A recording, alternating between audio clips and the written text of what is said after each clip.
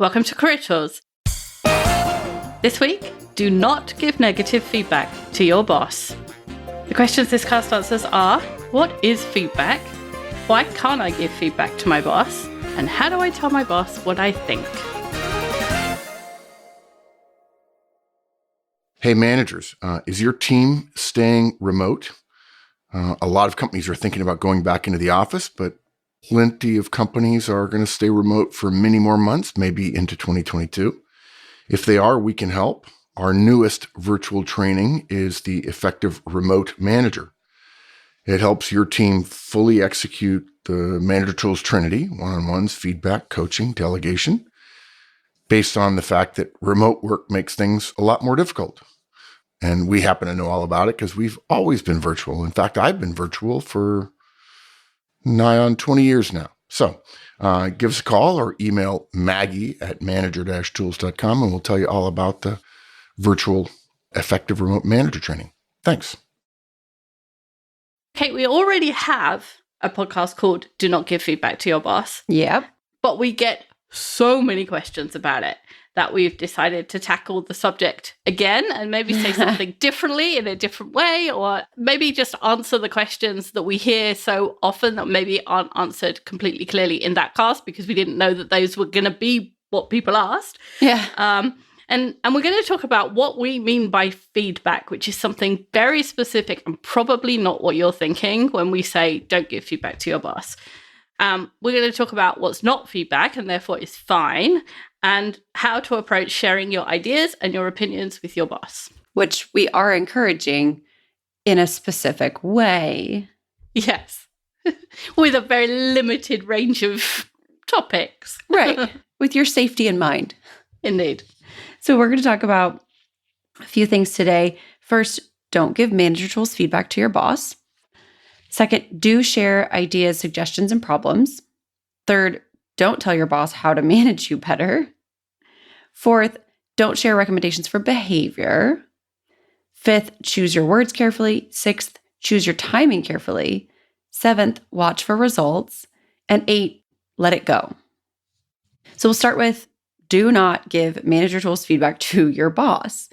And so we want to be absolutely clear in case you didn't listen to the first cast. Our feedback model, the Manager Tools feedback model, can I give you some feedback? When you, here's what, and then thank you, or can you do that differently, is only for managers to give feedback to their directs. The model is built for managers. It relies upon, or it makes an assumption about your combination of role and relationship power. It's not about, oh, these are the perfect words for everyone. It's about, these are the perfect words in a situation where you have a specific role and a specific relationship power with a person, which you only have with your directs, not your peers, not your manager, not your spouse, heaven forbid, although that's above our pay grade. So The model supports the manager's obligation to give feedback. The organization demands of you that you give feedback to your directs, and managers needed a tool to do this. So we built one that would make it easier to fulfill your obligation to give feedback within the organization to your directs, to your team members.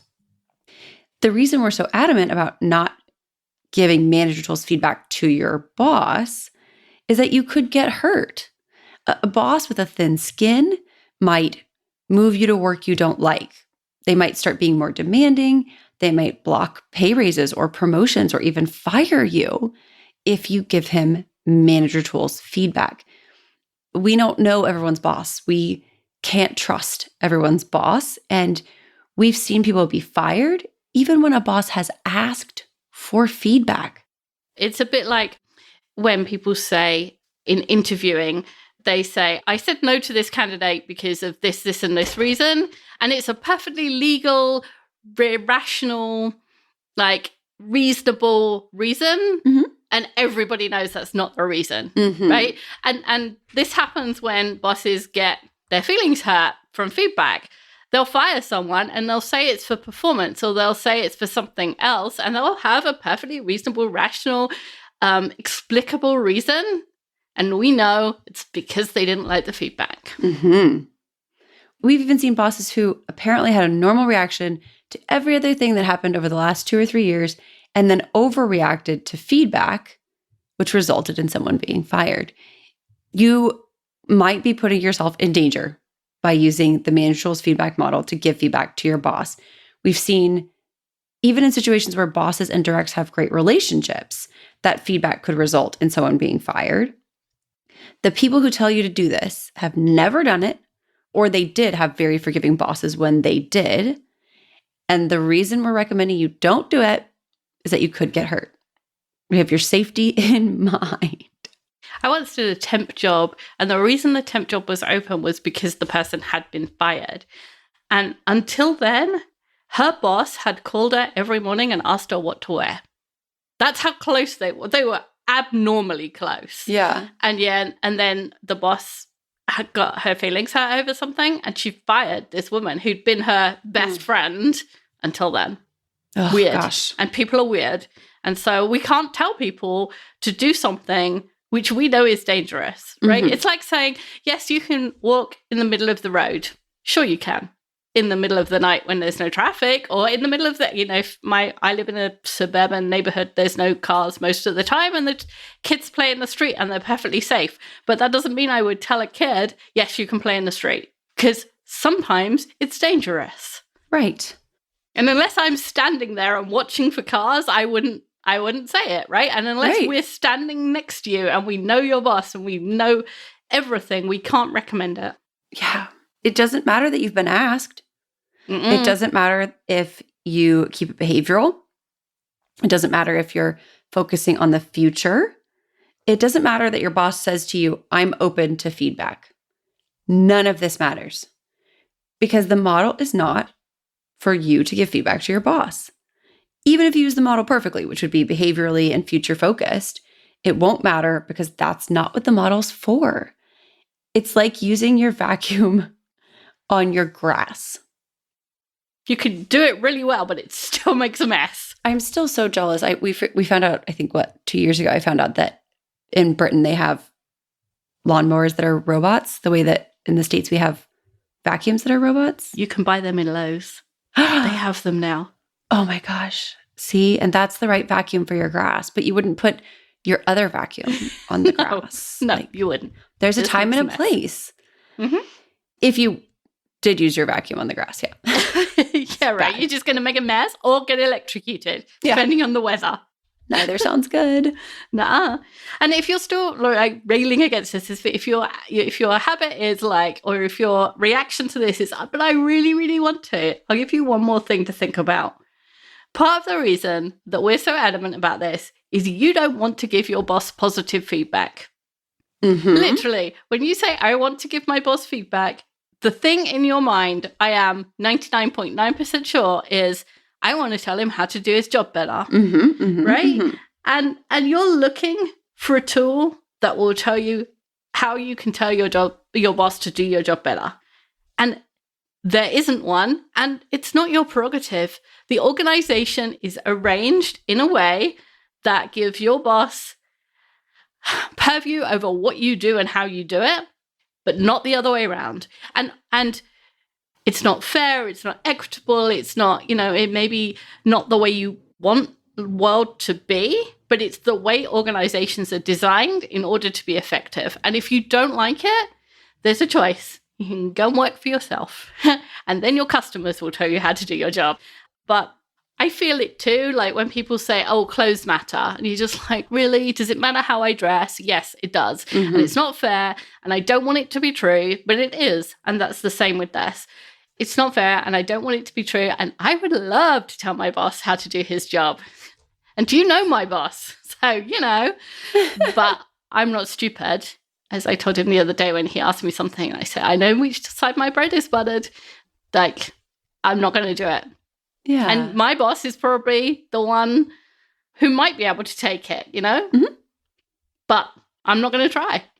To that point, people really want, what they really want is a mechanism to give negative input. You know that if you were just giving positive feedback, people aren't afraid. The reason people are asking is because there's something in their mind that tells them this is not the right answer.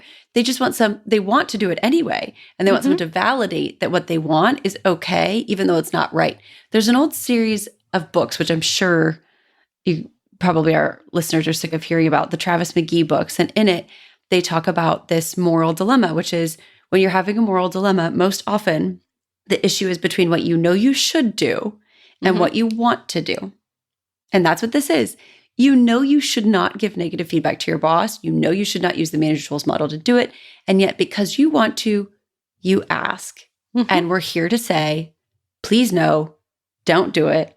It puts you in danger. It's not something that organization has given you power to do. And because of that, you're risking your job, giving your boss negative just feedback in the manager tools model. Yeah.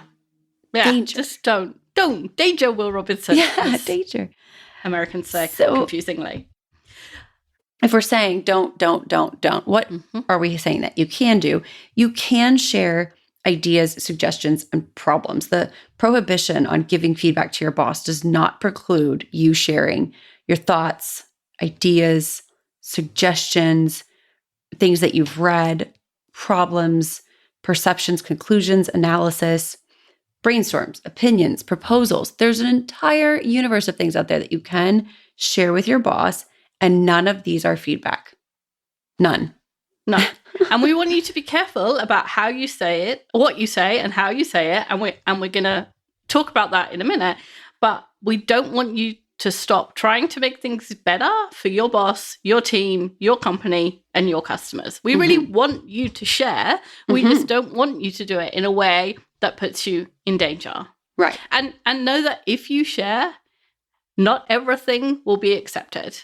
You can have a great idea, and it can be a great idea, and you can suggest it to your boss, and he can say, or she can say, no.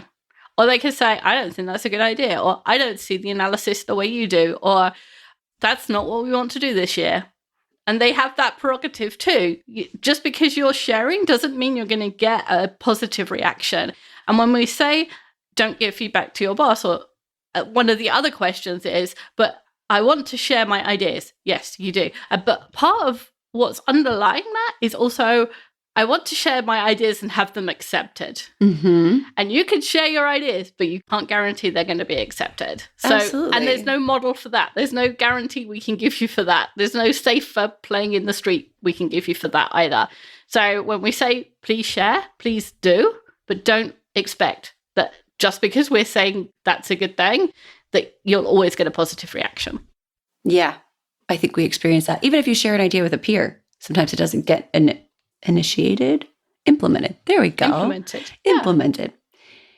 Before we go on, there's two areas on which we don't want you to give input to your boss.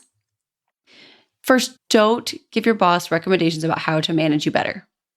Don't do it. Don't think that saying, I would work better if you gave me more autonomy, or I work better when given lots of positive feedback. Don't think that those things will get you more autonomy or more positive feedback. Your reaction to your boss's style, technique, words, and actions is your problem. You can think of it like cold weather. People who live with cold weather say that the cold isn't a problem as long as you have the right clothes on, as long as you're prepared. Which is why Texas really suffered 2 weeks ago. Yeah, because we weren't prepared and we don't have the right clothes. We're never prepared for that. Because you can't change the weather, you would adapt with your clothes, right? People in cold climates buy the right clothes and learn how to layer them for maximum warmth. That's the people adapting to their environment. And your boss is a function, or boss is a part of your environment, and you can't change your boss no matter how much you try. And so we suggest instead that you adapt, because the only person whose behavior you can control is your own. You must adapt to their behavior. If you can't live with the cold, move. Right? I mean, Texas is lovely most of the time. Yeah. We want to be really clear. If you can't stand the way your boss manages you, we recommend you find a new job. Trying to change your boss is not the right answer. I was listening to a podcast this morning and there was a listener question of someone who worked in a school, a big school, and they had a new teacher on their team and they really liked him, thought he was a great guy, but there had been school photos and he hadn't told the children that it was school photo day. And so the children were upset because they weren't dressed, they weren't wearing what they wanted to be in the photo and they weren't prepared and, whatever. Yeah. And so this person had gone to the new teacher and said, hey, look, what happened? We sent you an email. There was all the detail. There was what you had to tell the children. There was when it was happening, all that stuff. And he said, oh, yeah, I don't read email. And this person was asking, how do I help him, make sure that he's there for the children when he doesn't read his email? And my reaction was, you tell him to read his email. That's part of his job is to read his email. That's terrible. That's it. Yeah. Part of your job is to do it the way your boss wants to, right? If your boss doesn't read your email, you can't change that. If it's your boss telling you what to do, they can do it. But you can't tell your boss what to do. So if your boss doesn't read email, you have to work out a way around it.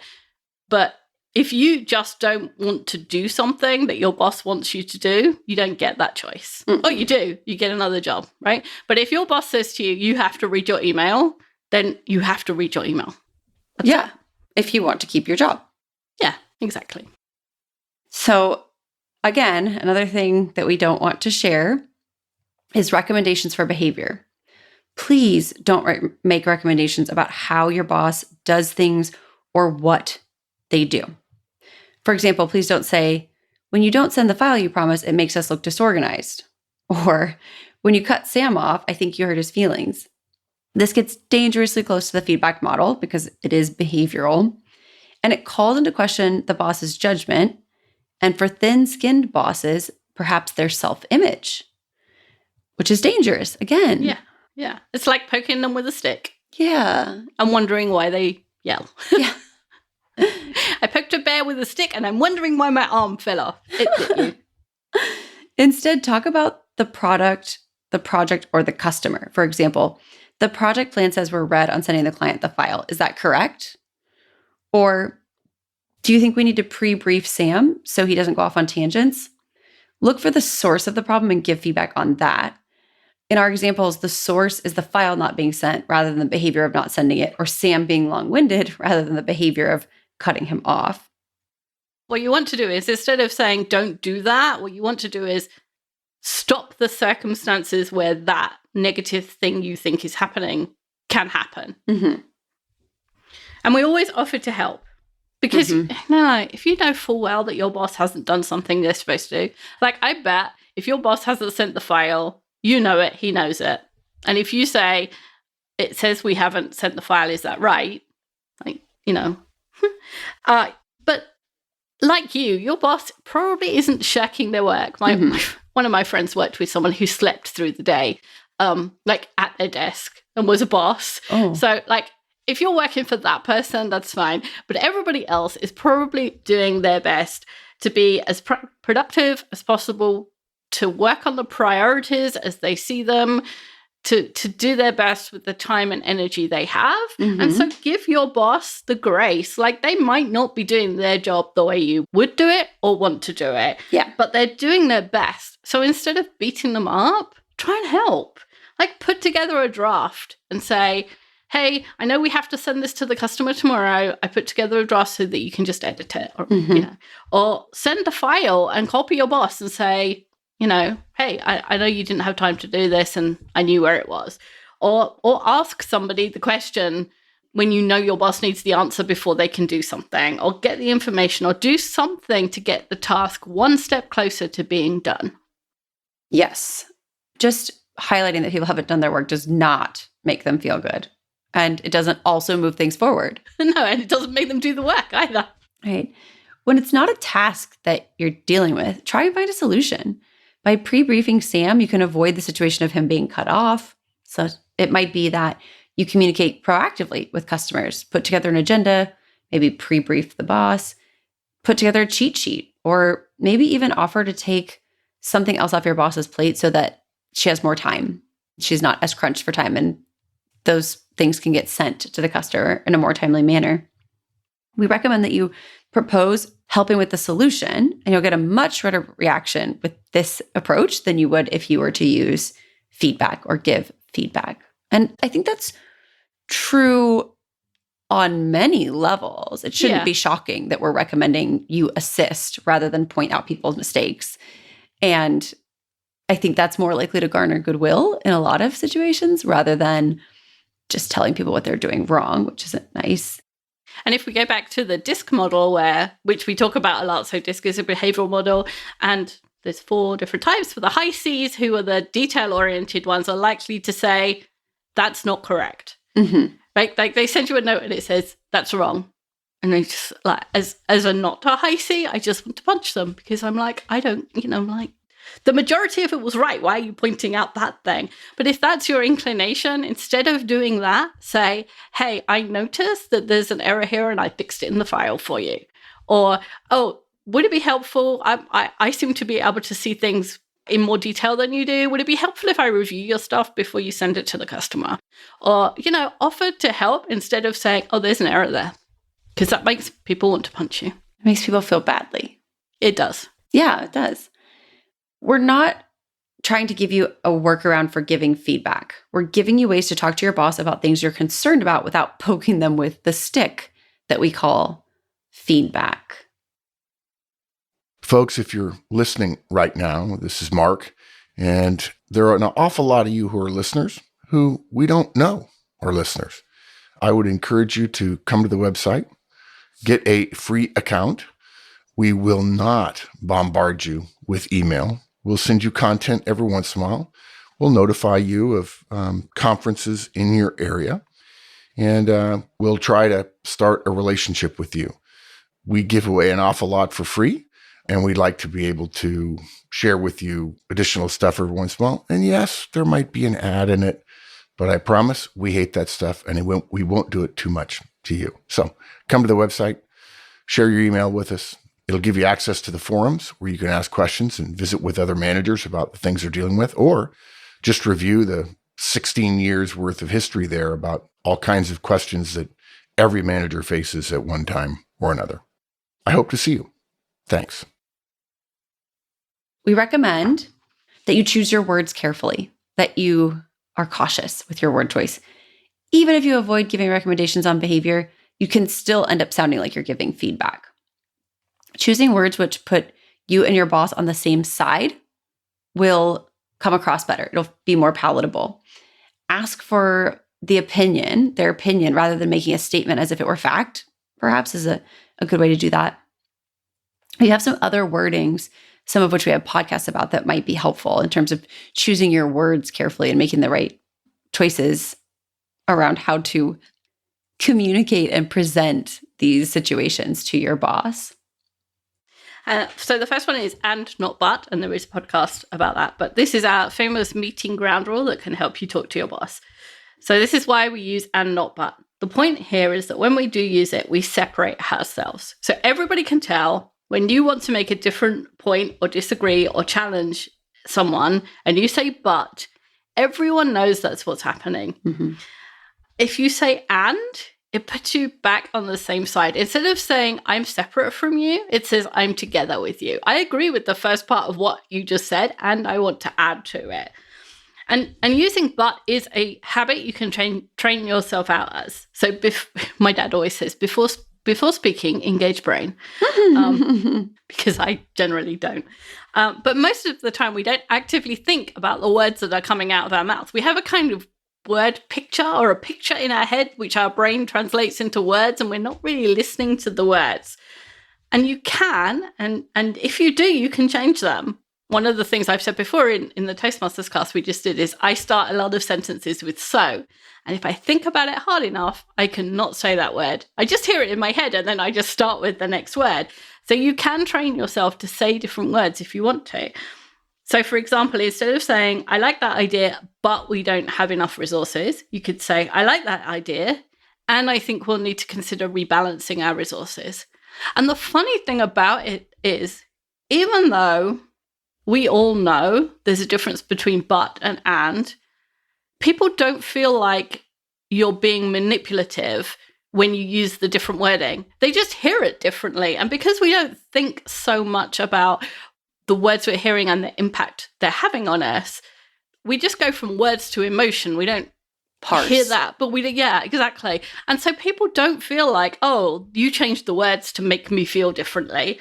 They just think, oh, okay, they agreed with me. And yeah, actually, resources is a really good point. We should think about that. Mm-hmm.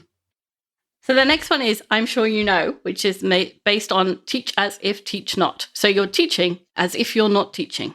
And it's a technique where we impart the knowledge when we don't know whether it's new to the recipient or not, but we politely assume that the recipient did know the information, and either they didn't act on it, or they forgot, or they applied a different approach for some reason. For example, I'm sure you know that the customer doesn't have the extra support bundle that means they're paying for this service. You're okay with them getting it anyway? Is a question. It's like, oh, I'm sure you just forgot that they actually can't have this service you just promised them. And sometimes people will say, no, I forgot all about that. Or, oh God, just slipped my mind. Mm-hmm. But it's really different than saying, they can't have that, right? Which is what people tend to say. Yes. So aggressive. You might also try a technique, I wonder if /how. This is a way of positing an idea without making as strong a recommendation. It's another way of saying the same thing, but putting you and your boss on the same side. It's much easier for him to agree with a vague idea than with a recommendation that makes it obvious you agree.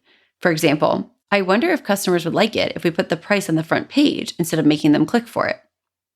Or, I wonder how we can make it clear to the customers whether they can afford our product. Yeah, it's not saying, why are we doing that and hiding the price and annoying people? Or, I hate it when people do that. It's just I wonder if. And somebody can say, oh, yeah. And one of the other techniques is to make something sound like somebody else's idea. Mm-hmm. And so they can say, oh, yeah, I bet if we put it on the front page, we would avoid that problem. And then it's their idea to put it on the front page. Mm-hmm. It's like magic. You can also use a technique where you ask, am I missing something obvious? When you think that an idea doesn't make any sense, there's two ways that could be happening. There's two things that could be happening. Either you're missing something or the idea doesn't make any sense, which sometimes is true. Yeah. Assume that you're missing something and let your boss be the smart one who fills you in. People love to teach other people stuff. For example, we're going to give everyone an additional 24 hours to respond. Am I missing something obvious? Won't that make us late on our project plan? It's a really good way of saying, why would we give them an extra 24 hours? Because then we'll be red. Yeah. Did you forget the deadline? Yes. We say, am I missing something? Has the deadline moved? Yes. And sometimes the answer is, particularly if it's your boss, sometimes the answer is, oh, yeah, I went to a meeting and the deadline got moved and I just hadn't told you, or, I hadn't got around to telling you. Mm-hmm. And so they can say, oh, yeah, no, it's fine. I forgot to tell you. Or they can say, oh, you're right. We are going to be red. We better tell someone. Mm-hmm. Or we better change the message or whatever. We've got a few other useful phrases too. You could say, do you think? Or would we reach our goal if? To introduce a maybe slightly different solution. What do you think about is also a really good way to introduce another idea, another path forward. And you could always say, could you elaborate so I could understand? Another thing that we say a lot internally at Manager Tools is, could you say that differently? I don't think I understood. Which, yes, honestly, usually it is because I need them to say it differently because I genuinely don't understand. And it is also something that's a gentle way of saying, I need you to run that past me again, which I find really effective. Say that in smaller words, please. And honestly, I really usually use it when I genuinely didn't understand. And because of that, it's a good technique to employ when perhaps you do understand, but you're not sure that either someone else understands or you're not sure it makes a lot of sense, which sometimes it doesn't make any sense. Or sometimes they say the wrong word. Yeah, it's like, all right, yes.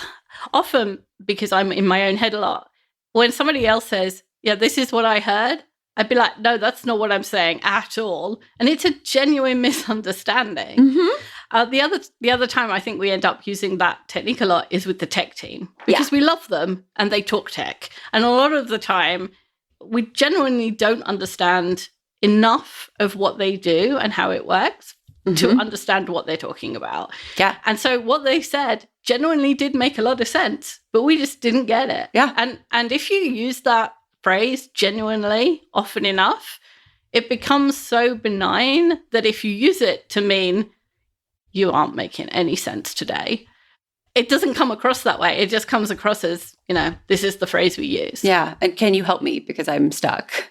Yeah. These phrases that we're suggesting are not the same as degenerating yourself. Some of us have a habit of saying, I think, or don't you think about everything. Women particularly are told not to do this, as it's said to make them look insecure and uncertain. And that can be the case when you use these phrases every time. And we're not suggesting that. We're suggesting that using them when it's appropriate or helpful to your cause might actually benefit you. But essentially what's happening here is we're in a role power situation where our role power is not equal to the other person. And when that is true, any phrase that is combative is seen as you trying to elevate yourself to the other person's level. And the best way to diffuse those situations or never create them in the first place is to use language that tells the other person, I know we have unequal role power and I am aware of it, I'm comfortable with it, and I would still like to help. And it is not degenerating yourself to admit that there are different levels of the organization and to be respectful and cognizant of those in the same way that you would ask that of someone else in the way that they treat you. Like you wouldn't ask your directs to be combative with you. You'd ask them to be on the same team and collaborative. And these are collaborative phrases. These phrases are, we're on the same team. I want us to get to the conclusion or the task or the goal, the same goal. And because we might each do it a little differently or because there's some confusion, I want to make sure you understand by my language that we're working together. Even though we know the role power is still unequal, which that's just how it is, y'all. And I was thinking, why would you want to do this instead of being combative? And the answer is because your day is so much more pleasant when you're working together. Like, why go around poking people with sticks? Apart from, sometimes it's fun hiding here. But generally, you want the majority of your work life to be pleasant. And if not happy, but pleasant, and working together and not being a fight. And if saying something differently means there isn't a fight and you generally have a more pleasant conversation, why would you not do that? Right? I think most of the time it happens just because we're not thinking about our word choice. You just say whatever you're thinking, which is, that's a silly, silly, silly idea.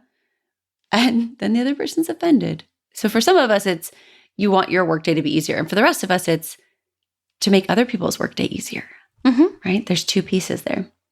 And even if you do all these things, we still recommend that you choose your timing carefully. Yes. So you don't want to share negative thoughts or bring up problems with your boss in public, particularly not in meetings with his boss or other people from the organization. Just don't embarrass your boss in public, because that's worse than feedback. That's public feedback, which we wouldn't do to our directs, let alone to our bosses. So, for example, here's some situations where this might happen and what you might say. So your boss proposes something that you know won't work, but you're in a meeting. So you don't say that won't work. Not only is that feedback, it's stupid and career limiting. So instead, say, I can see that's a good solution. I'm not sure how we'd implement it. I'll need to look some things up. And then afterwards, after the meeting and in private, you can say to your boss, I've tried everything I can think of and I can't work out how we're going to implement that idea. And then you suggest something sensible instead. Or you say, am I missing something? Was there something you were thinking of as a way to implement this that I've just blanked on? So instead of saying, that's a stupid idea, you try and help. Yeah. There's another situation. Maybe your boss commits you publicly to a timeline you know you can't reach. In the meeting, you would say, I'll need to work up a task plan to achieve that. Once I've got a draft, I'll bring it to you, boss. Then after the meeting and in private, say to your boss, I've got a task plan here, but I cannot make it achieve the deadline we decided on in the meeting. Can you help me make it work? Or you could say, should I be prioritizing this over X, Y, or Z? Maybe your boss says or does something that clearly antagonizes someone else in the meeting. Don't say something in the meeting. In fact, don't say anything at all. How do you know that that wasn't a strategy? If the meeting doesn't get the result you know your boss wanted, and make sure you really do know, because you might be thinking the wrong thing, and she asks, and you have a good relationship, and you have a really strong suggestion, then approach that issue in private and very carefully. Very carefully. Telling your boss they upset people is just dicey.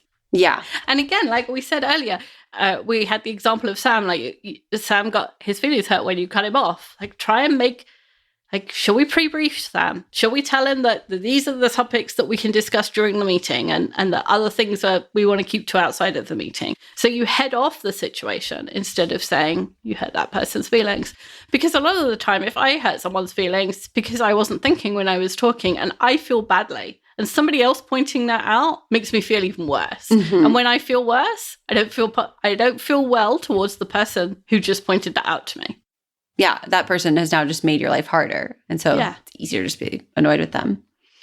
Maybe your boss gives a presentation and afterwards says, how do you think it went? Find something positive to say. Say something like, I really liked how you said X, or I think it went well, and I could tell you've been rehearsing. You could also say, hey, I think the slides looked great. Even in private afterwards, say at least 3 things that are positive before you say one negative thing. Even then, we recommend, remember to make it about something or someone else. They really struggled to get your point about X. I wonder if saying it another way could help with the clarity. Or you might say, it's a small thing. I noticed you had your hands in your pockets a fair bit. I find it distracting, though I'm sure it's just me. Perhaps no one else noticed. Something like that. Just make it tiny.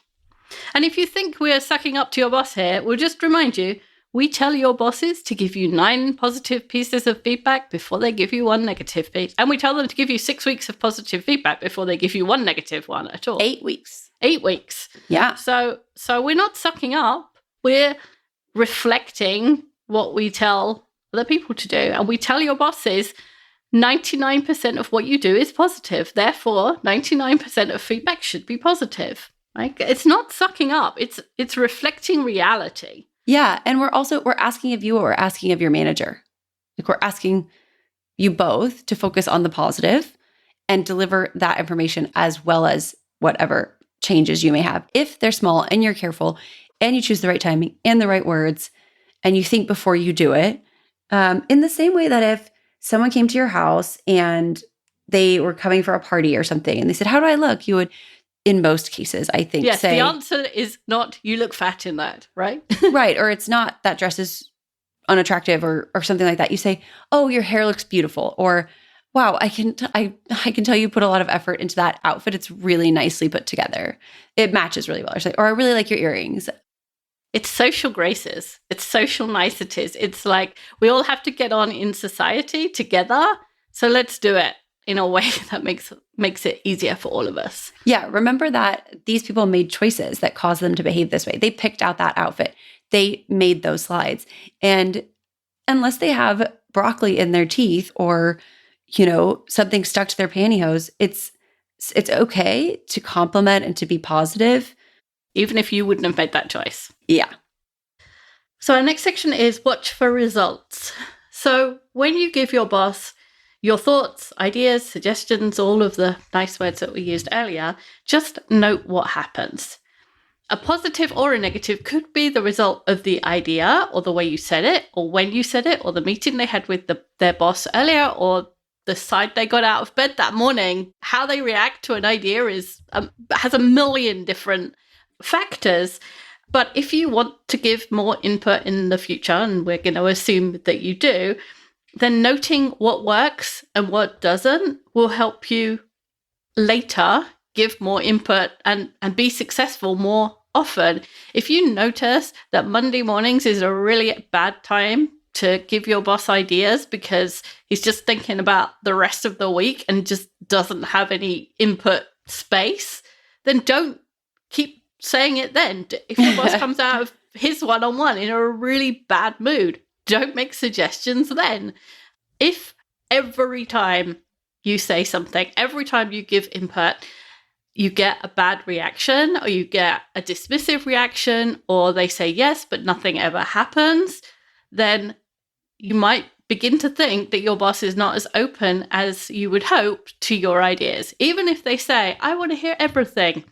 If they're never acting on it and never giving you a positive reaction, they're not as open as they think they are or they want to be. Mm-hmm. In which case, you find another boss or you, again, adapt to not being able to give any input, And in some roles, you're learning enough that going without having a great influence on your boss for a couple of years is fine because you're getting a bunch of other experience and only you can decide that. And finally, let it go. There will always be things you think your boss can do better or can do differently. There will always be things that you wish he or she would or wouldn't do. This is true of every single boss you will ever have, even if you work for yourself, or even if you work for, someone who you think is wonderful. There's still going to be differences because humans are weird. That's why. And learning to let it go is really an important skill. Sometimes it'll come around again. Sometimes it won't. Play the long game. Mm-hmm. If you're an ideas person, you're going to have another idea next week anyway. Or tomorrow. True. Yeah. In summary, if you hear nothing else in this cast, hear this. Do not give feedback to your boss. There be dragons, and you could get hurt. Exactly. Thanks, Wendy. Thanks. That's all for this week. We'll be back next week with a new topic. Bye, everyone.